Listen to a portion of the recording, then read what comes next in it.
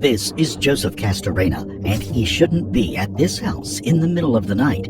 There's actually a protective order against him to keep him away from his ex-girlfriend and her family's home. It doesn't stop him in any way from entering the house and laying in wait for the family to come home from a party.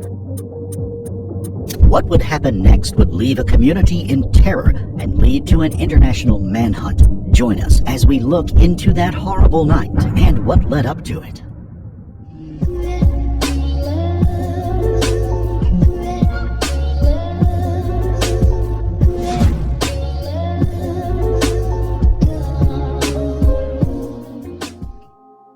Before we begin, we would like to extend our deepest sympathies to the family and loved ones of the Serrano, Green, and Perez families.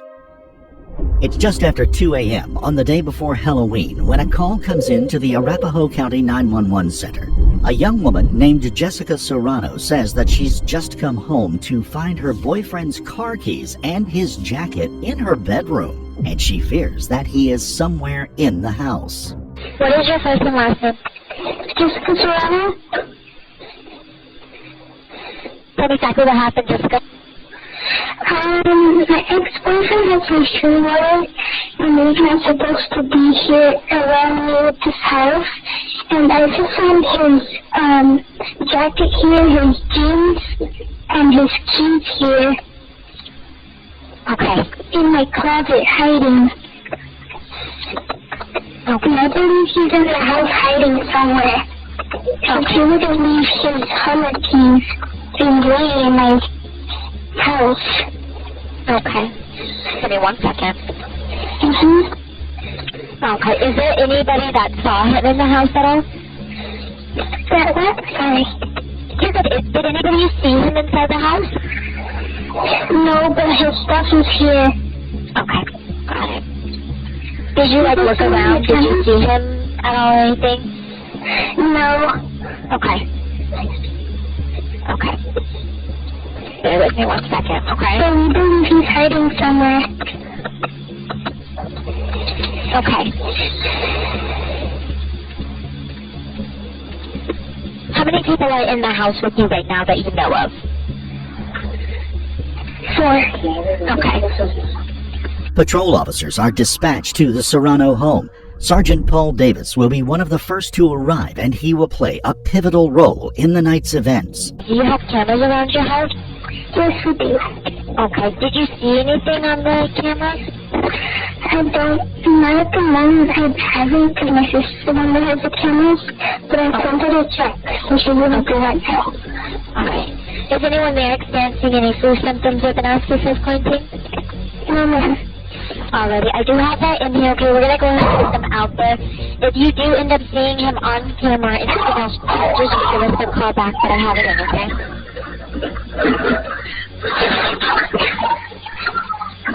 What's going on, Jessica? Oh my God! There's shots fired in my house! Okay, what's going on? I don't know, I can't lost myself when I was in the restroom. It's home now. Stay on the phone with me. Home now. Stay on the phone with me. Stay on the phone, okay? Don't hang up. Do you know who shot at the house? No, I don't want the downstairs. Okay. Okay. How many shots did you hear? Okay.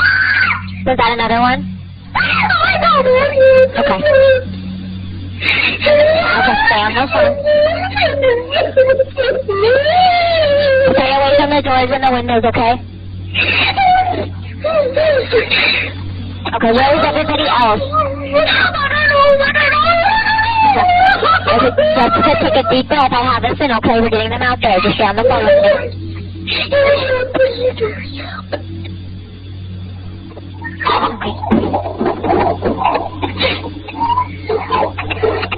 Who's that in the background? Is there anybody with you? No one's with me right now. Do you know who's that yelling in the background?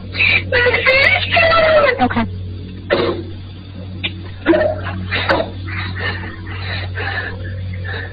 Stay on the phone, okay?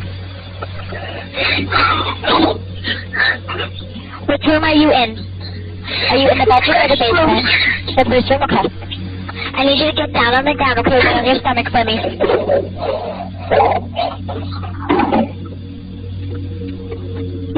Officers and emergency responders have been alerted to the shots fired at the location. More personnel are swarming to the scene. They are just minutes away. I need you to say it a little bit louder if you can.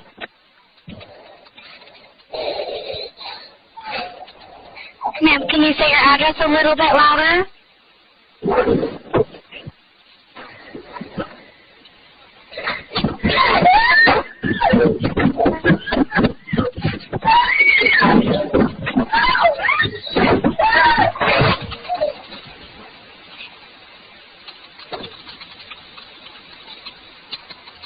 Hello?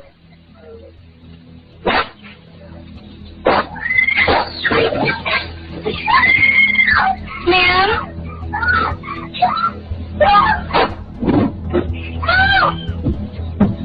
Ma'am, hello?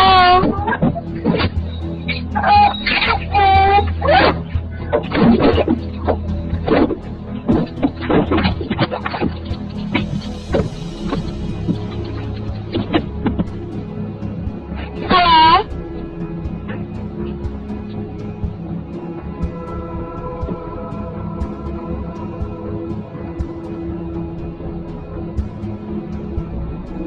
Hello? The massacre is coming into its final moments. Trapped in a bathroom, Jessica and Joseph will have their last confrontation. But would anyone survive?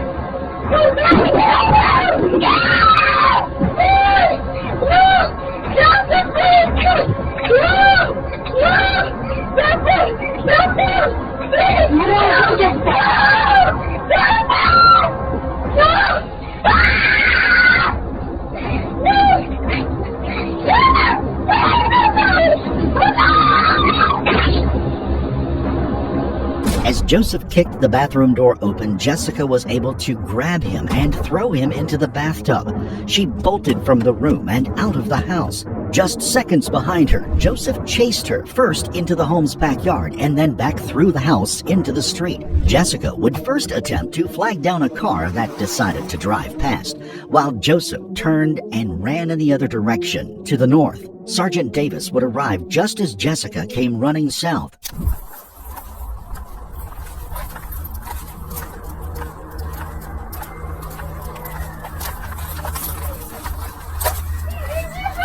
Okay, come back here. Alright, I'm in contact with female. What's wrong?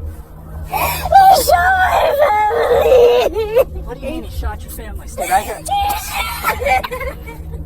Alright, she's telling me he's just shot her family. Stay right there. Thank you. Where's he at? Over where? Where? He's running! He's running! She's saying he's running northbound. I'm trying to get more information.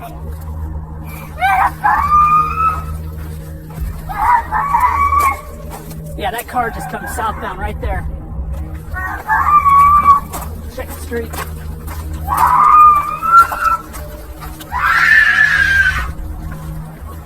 Inside is a nightmare scene. 3 members of the extended Serrano family lay dead. Jessica's twin sister, Maria Anna Green, lays dead from 2 gunshot wounds.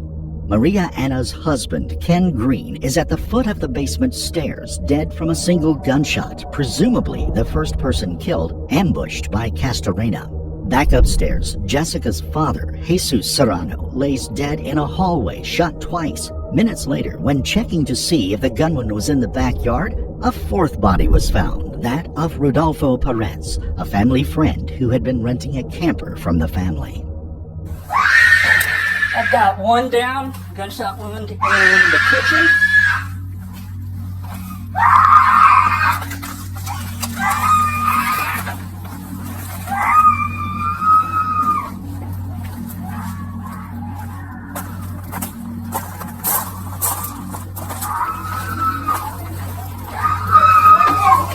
Get the seatbelt out of here! Get out of here!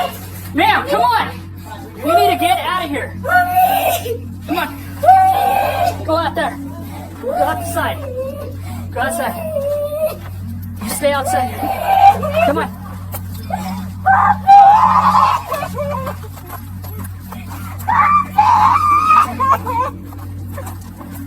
I'm trying to get her. What's he look like? Joseph Castorena. What's he wearing? He's wearing a gray sweater. I don't know. He wanted to kill me too, but he didn't have no more bullets. Okay, you gotta come back over here. I want you to sit right here. Sit right My dad! Mariana! The girls! here. What girls? They're in the room! I don't know! Okay, stay here. I need you to stay here. The girls! I might have some girls inside. The girls! I want you to stay here. I'm sorry, I just can't believe it!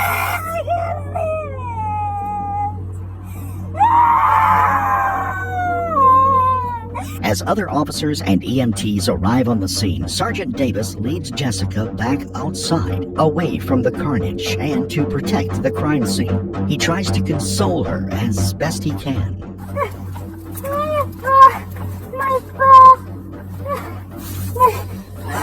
I know. I want you to take this call this way. Pick the services roller, please.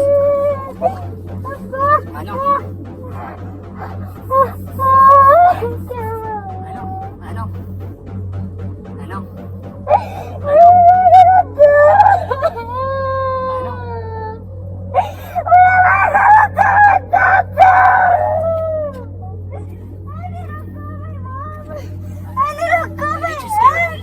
I need you just to relax for me, okay? I know. I need you to relax for me, okay?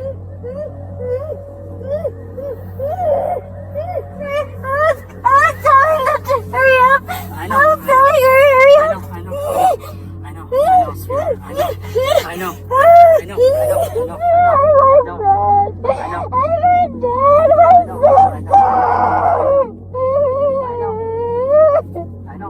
We always called you guys.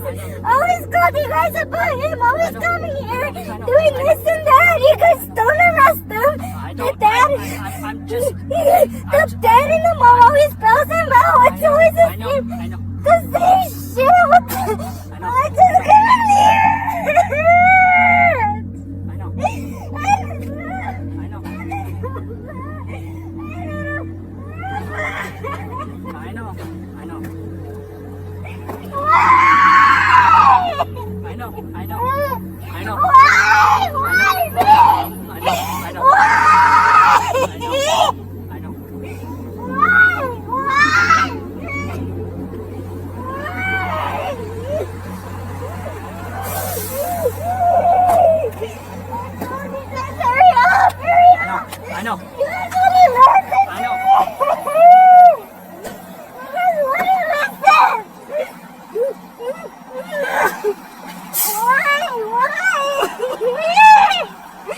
Once she is settled just a bit and others are able to assist her, Sergeant Davis leaves Jessica behind and re-enters the crime scene. He was the first on scene and one of the most senior officers there at the time, so he takes an active leadership role in the efforts.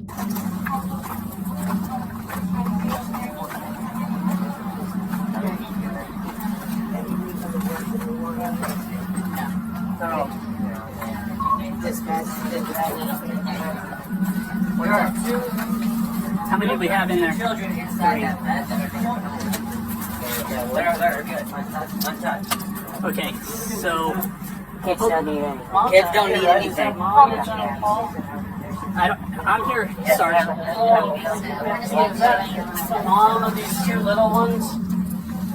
I think those are her sister's kids. Oh, there you are. Yeah, I think those are her sister's kids. So. Well, there's the sister. She's dead. So, should we get those kids out? Yeah, we're gonna hold here. We need to work on getting those kids out. That lady. We're gonna get them out a different way than this. Charlie would take care of those two kids. Okay, we need to do it. Okay. Let's take it. You want us to leave any stuff in there? Probably have we. Where we at? Have we done a backyard? We have not done a backyard. No, because she came in after I came in here, and I had to get her out of here. So I did not do a backyard search. How many fire do we have?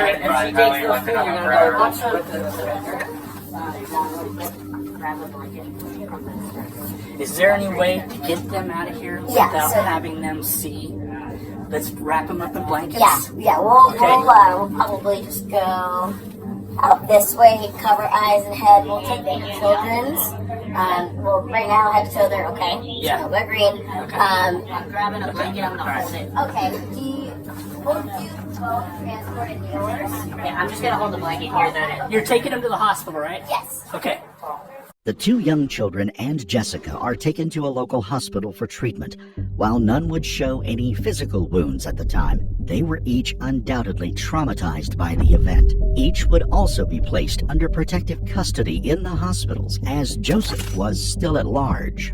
There was still the question of where Joseph had gone. He was on foot, barefooted, and it was cold that night, and many of the yards in the neighborhood, like the Serranos, were fenced in. There could only be so many options, and one of the most likely was where he lived, just a few blocks away from his parents' house. Police cordoned off the entire neighborhood, hopefully before Joseph had a chance to escape, and a group, including a canine handler, descended on the Castorena household. Sergeant Davis headed over to the Castorena house to lead the efforts. Here's the deal. I'll be straight up and honest with you. We want to get in contact with your brother before somebody else, some other agency does, okay? I would rather your brother be alive and under arrest than to be dead or shot because he does something stupid, okay? Is there any way that you can help us out to find out where he's at? I already tried calling him. My sister tried calling him. He won't answer. Okay. Does he have any social media that he might be on right now? Why would his phone be hidden? Why would we be seeing stuff around here? What do you mean? As far as where he was last located.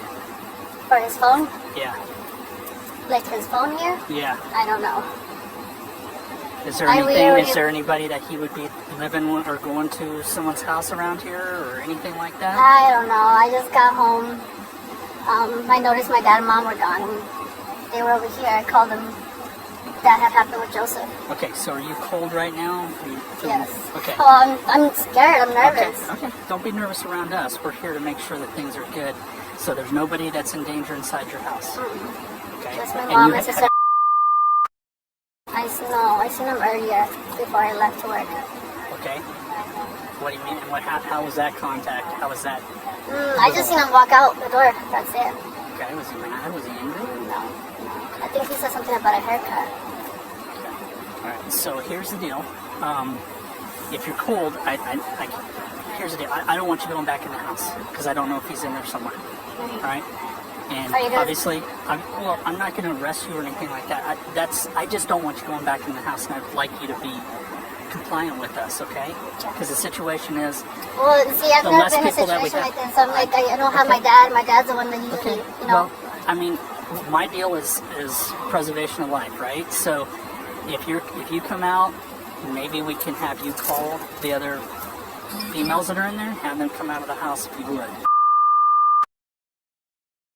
Everybody that's in the house. Everyone that's in the house. In the meantime, police have been getting ping results from Joseph's cell phone. He is somewhere within a 900-meter radius around the Serrano home, a distance within which is his parents' home. Joseph's burgundy H2 Hummer is also found parked along a street somewhere between the two residences. Sergeant Davis is able to talk to all of the people from inside the house, including Joseph's sister and his mother. They, through a bilingual officer, give him some insight into the relationship between Jessica and Joseph. Eventually, after repeated calls for Joseph to come out, the time has come to go in and see if he's there. Sergeant Davis leads the way again, making sure to advise the officers that the family has 2 dogs in the house and every effort must be made to ensure they aren't harmed.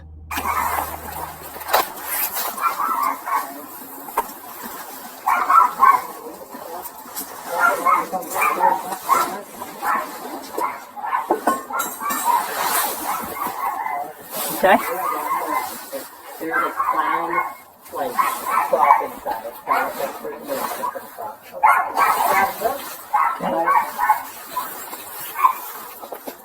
Door is open.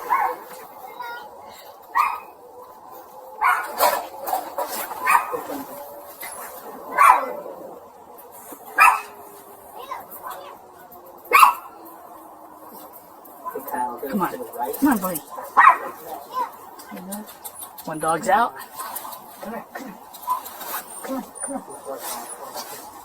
Here, let me grab the dog. Just, take that and just hold that door. All right, Bobby, bring him up.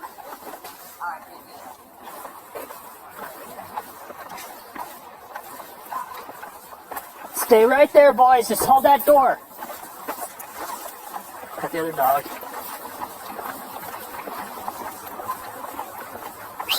Hey, you got your other dog.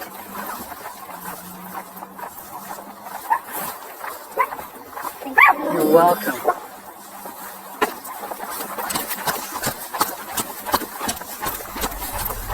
The K-9 unit was released into the household but turned up nothing. There was no sign that Joseph was home. Officers filed in behind the dog, searching room to room for the armed man. During the search, for one singular moment, we get a look at Sergeant Davis, his face reflected in a mirror.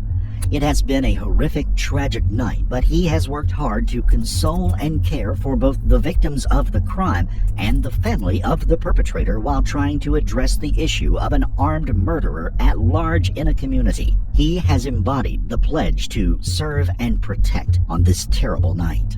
Somehow Joseph made it out of the cordon. Throughout the early part of the incident, police in the area reported hearing a loud truck roaring around the cordoned-off neighborhoods, and gunshots rang out. Could someone have been attempting to provide a distraction to give Joseph a chance to slip out? Could he have had an accomplice? Could he still be in the area? His phone was still pinging in the 900-meter radius between the two houses. Joseph's phone was eventually found in the backyard of the Serrano home, apparently dropped or discarded at some point. Evidence also suggests that he had returned back through the house, hopped the rear fence of the property, and made his escape in that direction.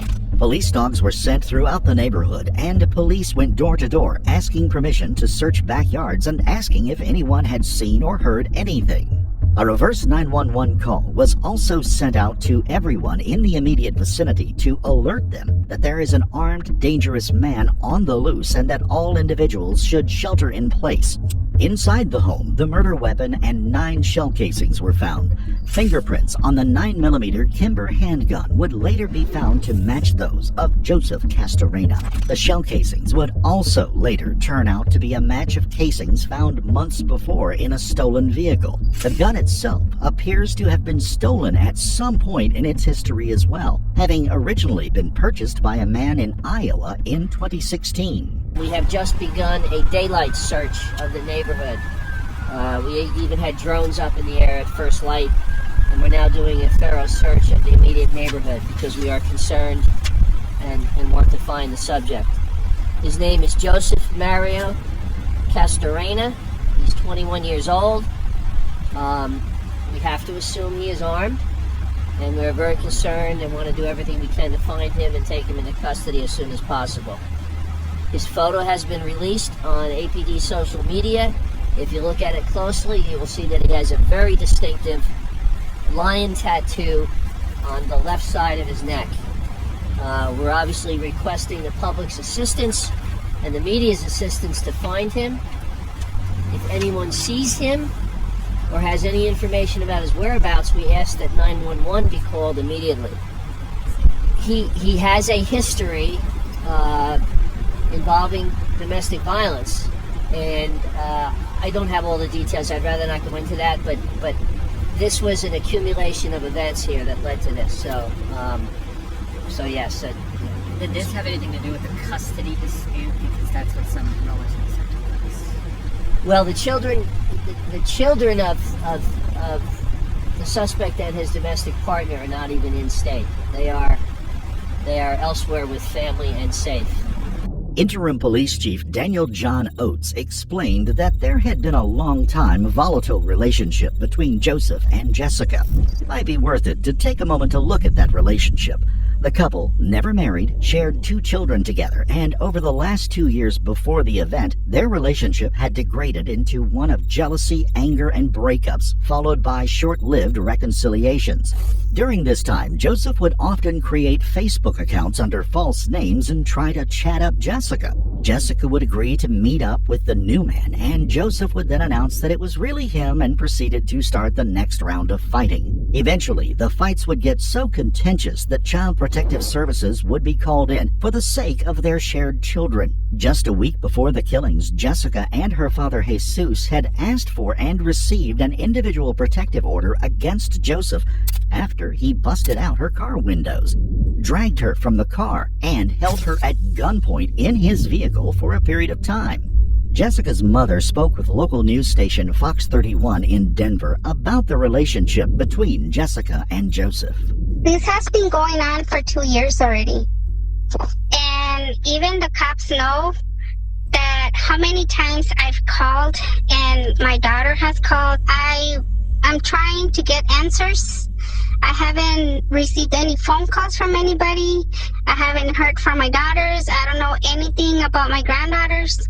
I don't know why nobody has contacted me. The only thing I know is that I want justice, and I want everybody to please find Joseph Castorena. Reports state that the children shared by Joseph and Jessica had been removed by Child Protective Services just a day before the killings. Could this have been the triggering mechanism that ignited the situation? So where had Joseph gone? He headed north away from the scene of the crime, but could be headed south, much further south, perhaps to Texas, to grab his children.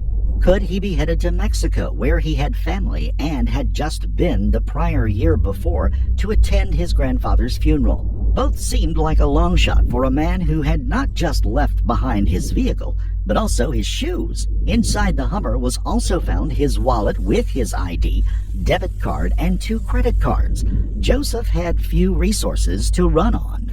As news stories and word of mouth went through the Aurora and Denver metro areas, tips started coming in to the Aurora Police Department. One of the first and best leads was from a cousin of Joseph's named Joel. He told police that early in the morning of the killings, Joseph had knocked on his bedroom window asking for help.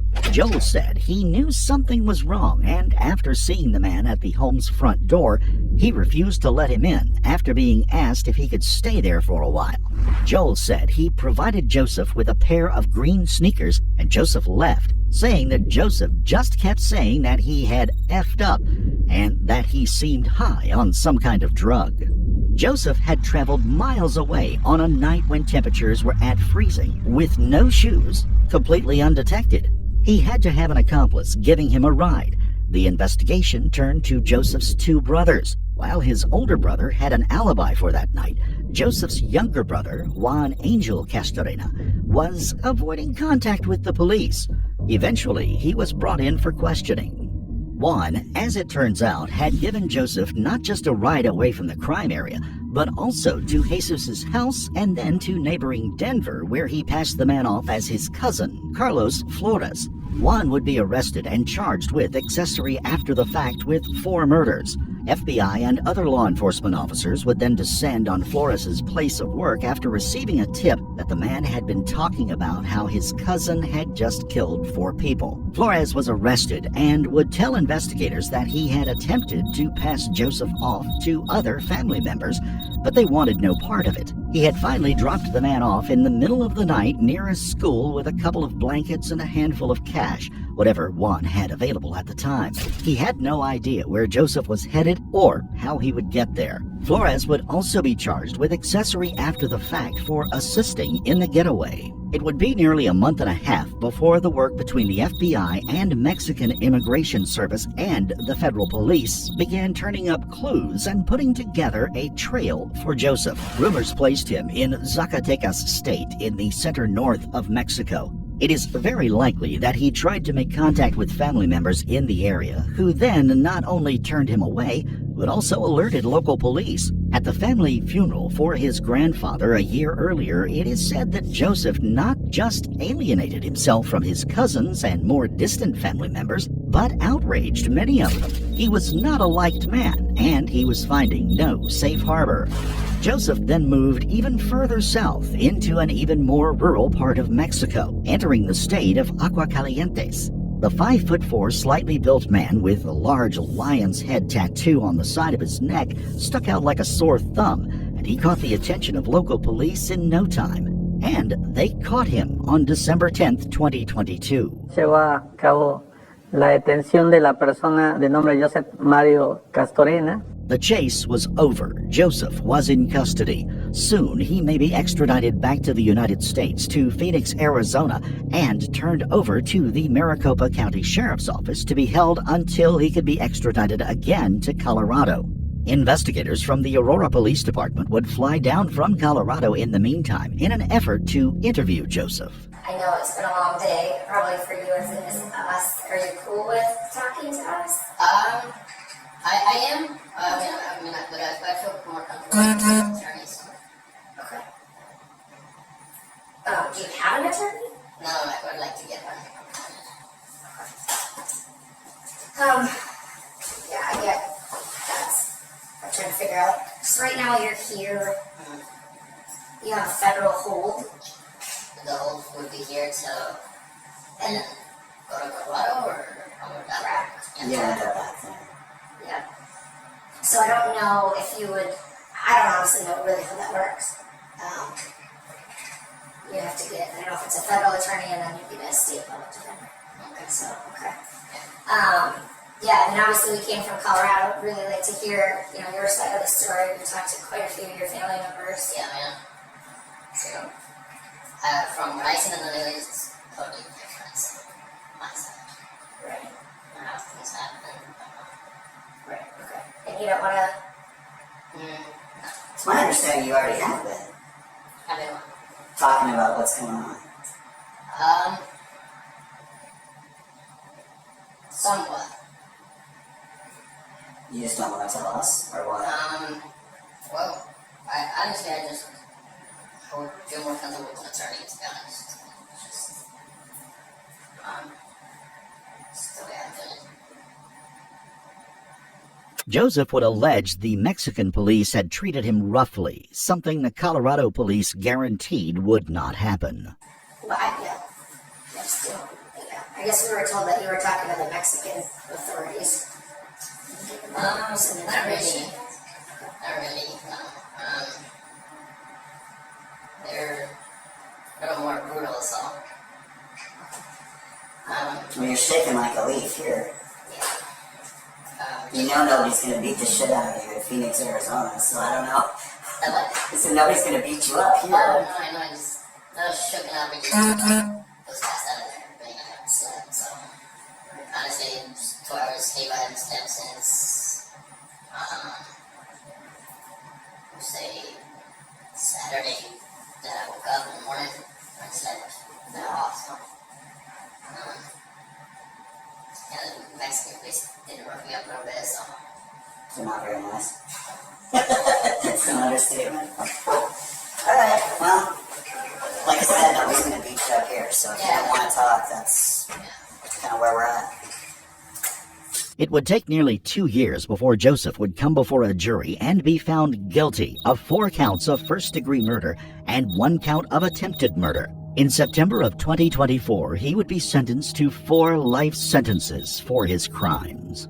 4 lives lost, 4 children's lives shattered irreparably, and 2 families broken by these events. It's easy to argue that the protective order that had been granted was as flimsy as the paper it was printed on. But the law in cases of domestic violence often leaves the hands of police officers and judges tied in these complicated and contentious cases. Thanks for watching. If you enjoyed this content and want to see more real-life crime footage, don't forget to hit that subscribe button. Turn on notifications so you never miss an update. We've got plenty more intense, eye-opening cases coming your way. Stay safe, stay informed, and I'll see you in the next one.